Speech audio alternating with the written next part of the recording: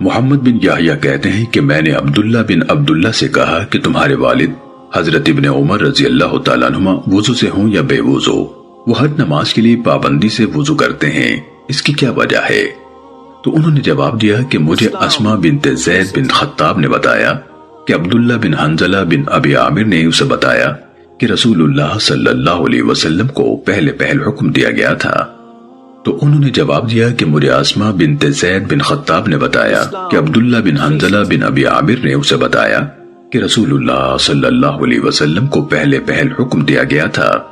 کہ ہر نماز کے لیے وضو کیا کریں، خواہ پہلے وضو سے ہوں یا بے وضو،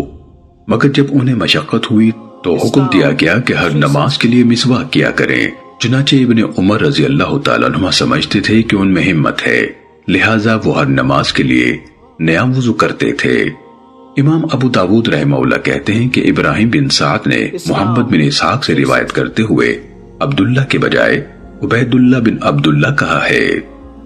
سنن ابو داود حدیث نمبر 48۔